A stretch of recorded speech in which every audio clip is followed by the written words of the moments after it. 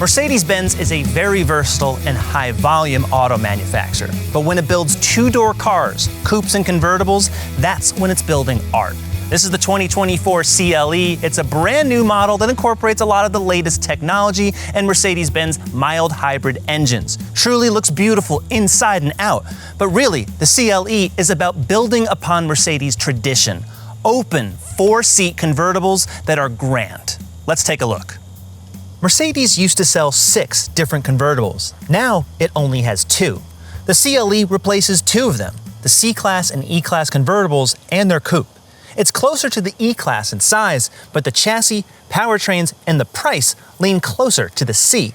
For many buyers, the CLE will feel like an upgrade, but for others used to the E-Class, it might feel a little watered down.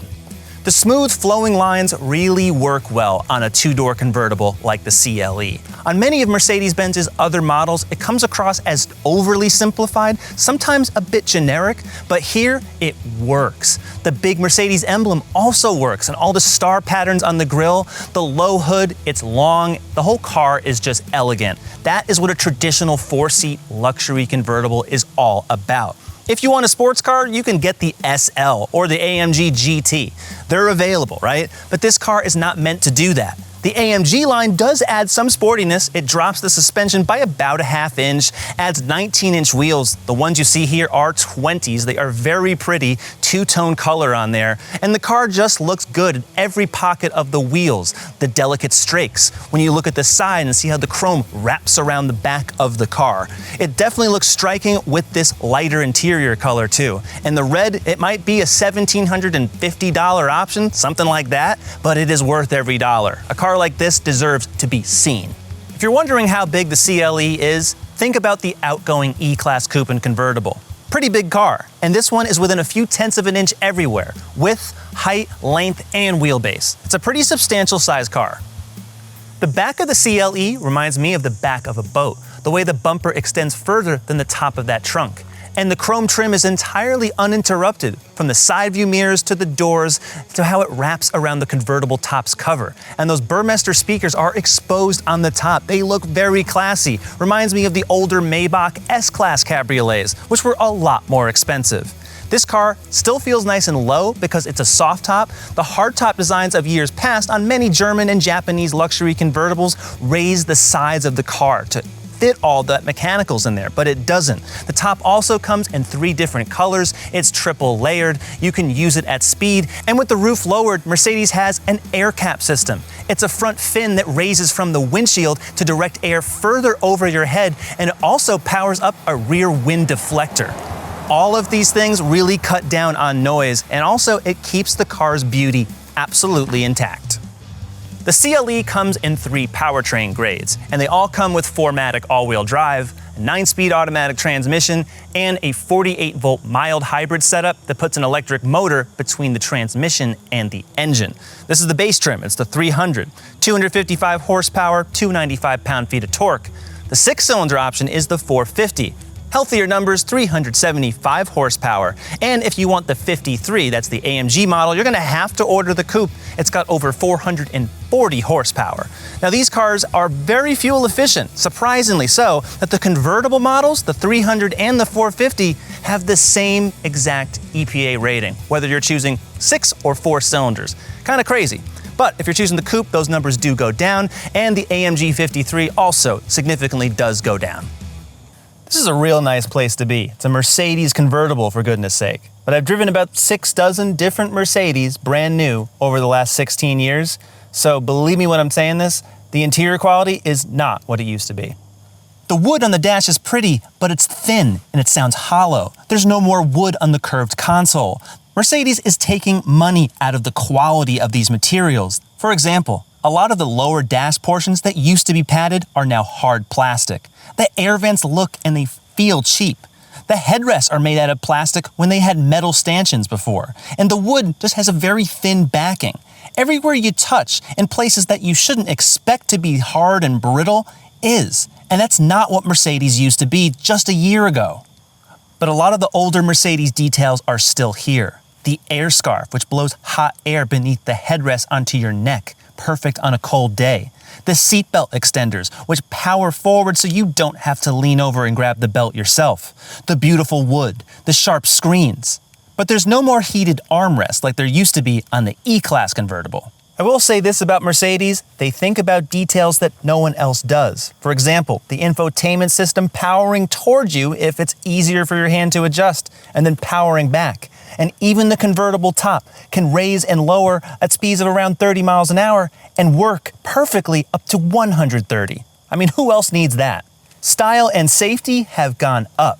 For style, I mean, look at the thing, it's very pretty. So are the seats, just how they're sculpted. And in between these two seats, there's an airbag to protect driver and passenger from colliding together in a side impact collision. And there's also separate head airbags for both of the rear passengers, plus optional rear side airbags. It's a Mercedes-Benz, so they're gonna build it well. Cabriolet models have a 10 cubic foot trunk that is larger when the top is up and you press this button. That raises an electric divider so it doesn't intrude on any of the top space, and you can also lower the rear seats for a longer pass-through. Mercedes knows a lot of things about convertibles, mostly how to make them comfortable, how you can speak at a normal volume with your passengers. Now granted, all the windows are up, but the air cap system, which they developed in a wind tunnel, is literally raising the air current higher above my head. Because you don't want your hair getting tossed around. No one likes that type of stuff in convertibles, especially when the speeds get a bit higher. So driving the CLE is just another reminder that Mercedes, at their core, this is what they're best at. Recently, I was driving a Ford Mustang convertible. Same color as this, turbo 4. Actually had more horsepower than this CLE 300. That's the car that I would compare this Mercedes to, really just on a basic spec level. The difference is, though, is that this car, I want to be in, cruising around, not driving as fast, having a nice ride. This car is constructed, I think, for true cruising. You pay a lot more for it, of course. But among 4-seat convertibles, there really is none better.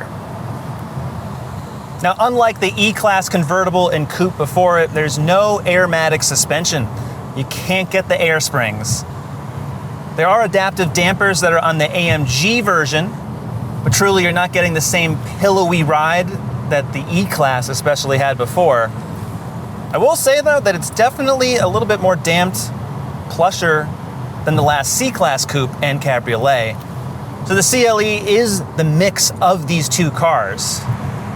That's going to be the common theme of this review, and when you're shopping for one, it's helpful to keep all of that in mind. Everything is just so light. The steering, the gas, the brakes, the suspension. The car absolutely handles, totally. We've got summer 20-inch tires on this particular model, which is probably overkill. And there's a sport mode, but no Sport Plus mode. This is traditional Mercedes tuning.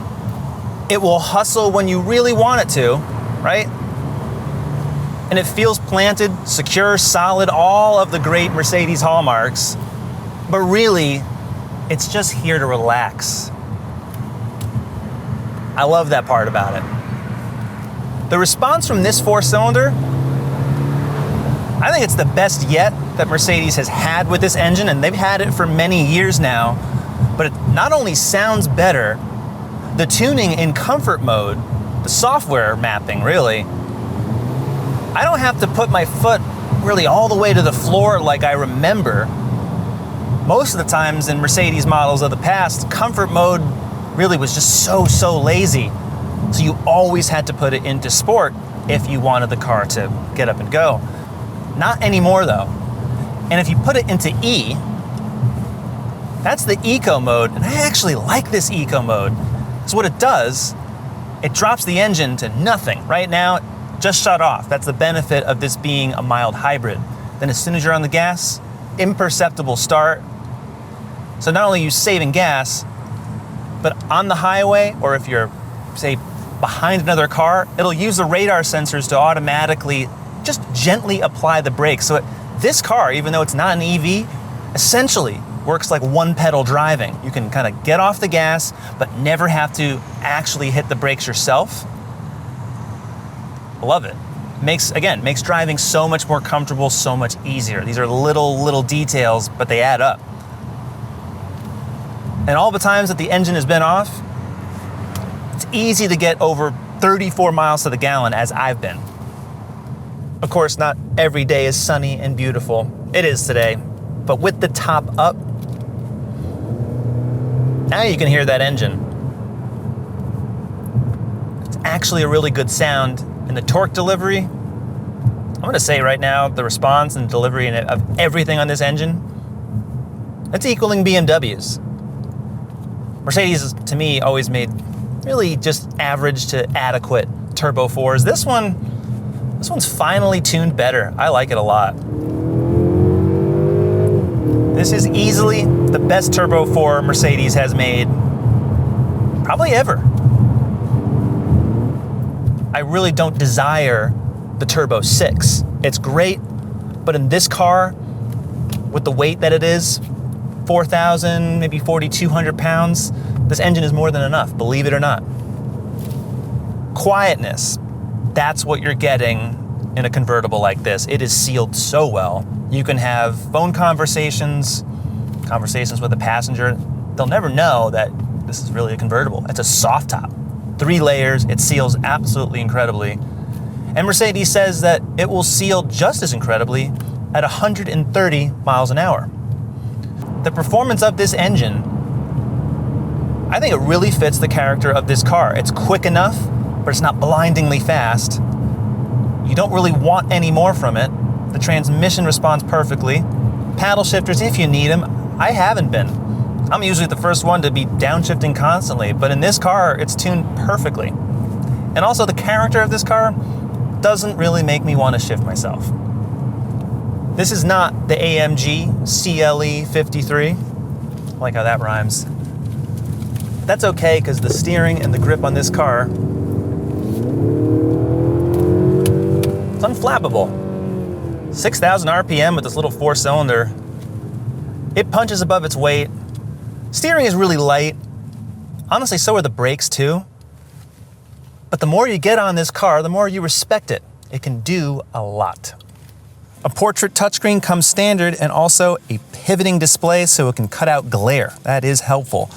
Icons are color-coded. They've also been updated since the last time I drove a Mercedes with this same system. It's over-the-air updatable, which is nice. And what's also nice, more standard features, like a Burmester surround stereo, navigation, you don't have to pay extra for that, and also a proximity key and wireless device charging. That might sound like it's simple stuff, but Mercedes always makes you pay for options. Now, some of the weird things that are in here, for example, the Mercedes store, you can actually add apps after the fact.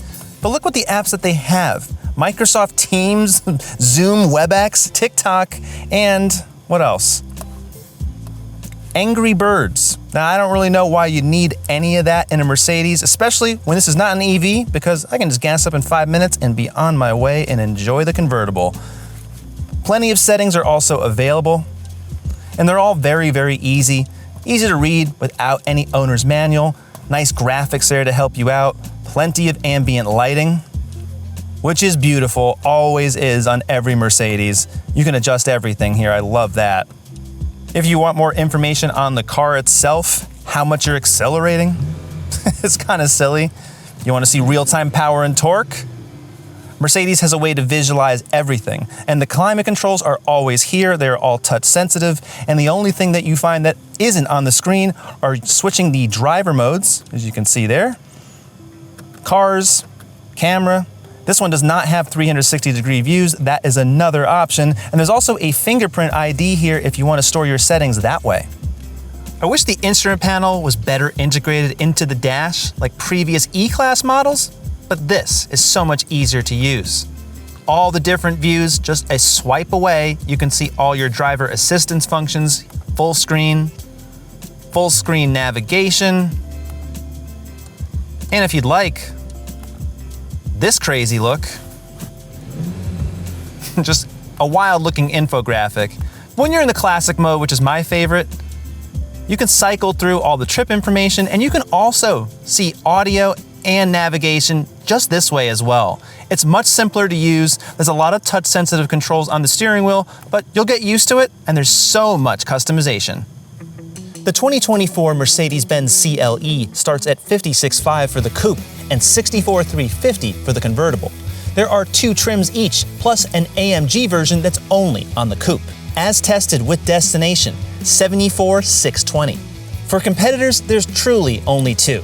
The BMW 4 Series and the Audi A5. The CLE is exactly the kind of car that Mercedes has to keep building. Elegant, pretty, powerful, and just stately looking convertibles and coupes. You can build any type of car you want for the masses, but this one is truly something special. And even though the interior is not quite as well put together as Mercedes of the recent past, I think they'll improve it over time. I'm gonna be on them for that because it's still a very expensive car, but there's not a lot of competition. So which car would you choose if you had the money and the time to have one of these cars? Check out our other reviews from Mercedes and other luxury brands. Go to CarGurus.com to shop your next car and subscribe. We'll see you next time.